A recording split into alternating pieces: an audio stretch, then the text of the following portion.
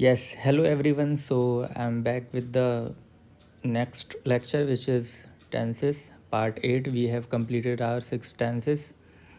So we have to discuss our perfect continuous tenses. Actually, we have completed more than 6 tenses. We have completed our 9 tenses. So we are with the new video in which we will learn about perfect perfect continuous. Perfect continuous of what? Perfect continuous of present, past, and future. So these 3 tenses are remaining, which are really easy to understand. If you have understood the previous lectures, then it will be very easy to understand. So let's start video. Yes. So first of all, uh, uses of perfect continuous. Actually, these 3 tenses are very similar. These 3 tenses are very similar. Which are similar? Present perfect continuous, past perfect continuous, and future perfect continuous. So we will study their uses in one go. So that's why it is easy for us to understand. So our first tense is, uh, first of all, uses of perfect tenses. First of all, uses of perfect tenses. So perfect continuous. What denotes? It denotes an action. So you can write it denotes it denotes an action. It denotes an action continuously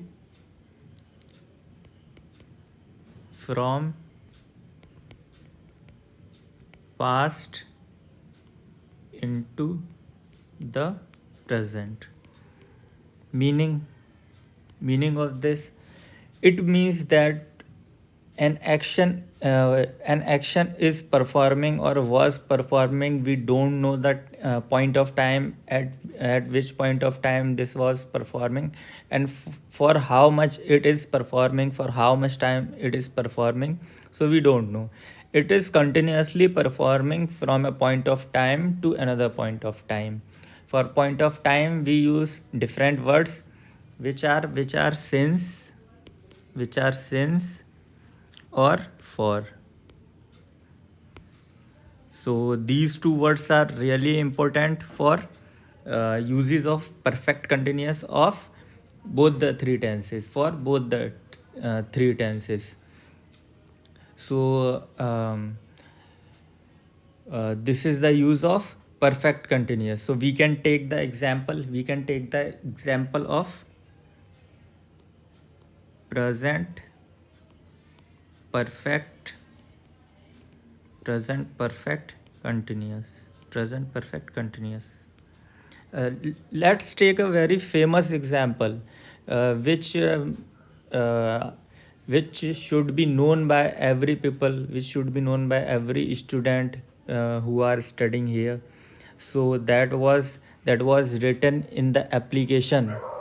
When we write the application for fever, so that sentence was used. What was that sentence? That was, I have been suffering from fever since last night. So I have been suffering from fever since last night. It doesn't denote any particular time. So that's why we use since here. And if suppose we say, I have I have sorry, I missed been. I have been suffering suffering I have been suffering from fever for 2 days. It means it denotes the particular time. 2 days, it denotes 2, that's why we use for.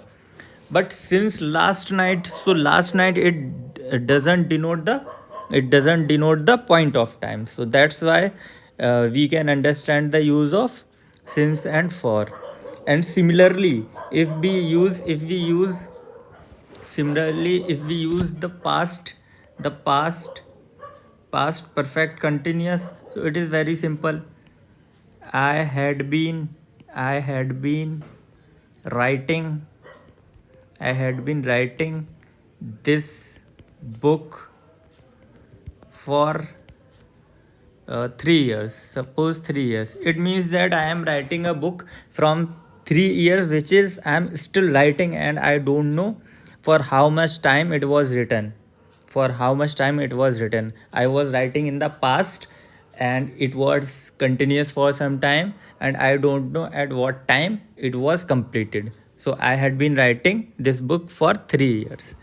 So this is the example of past perfect continuous. These tenses are not so important as the previous tenses. So we just take one or two examples. So one thing you can do with yourself, that is future continuous, future perfect continuous.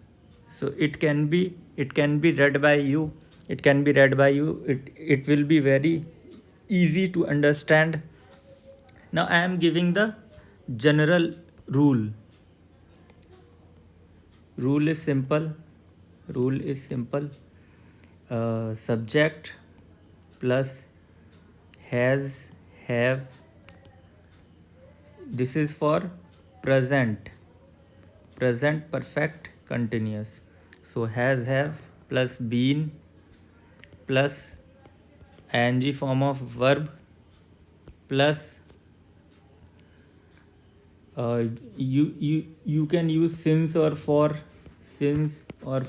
according to the time plus time. It may have an object. Generally it don't have object. So we will skip this because these three tenses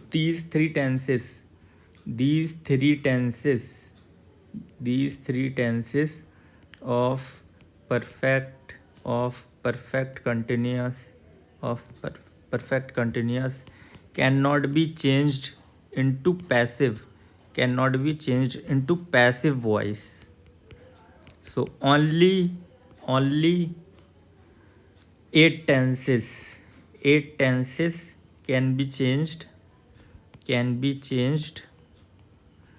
into passive form. One more tense cannot be changed into passive voice. So there are eight tenses which can be changed into passive voice. So I think we have completed the portion of the tenses. So in next lecture we should revise these rules and we will do the exercise. So I will suggest you to study these tenses. So when we do our exercise we will be perfectly can give the answer of the questions. So I think that's all for today. We have completed tenses are completed. So in next lecture we will do some revision. In next lecture or next session we will do some revision work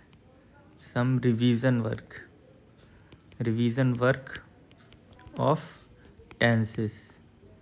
Reason work of tenses, in which we will discuss about the tense chart. We will discuss about the tense chart. So I suggest you to revise the previous lectures very carefully. So that's all for today. That's all for today. So thank you. Thank you so much for taking the lecture. Okay, bye.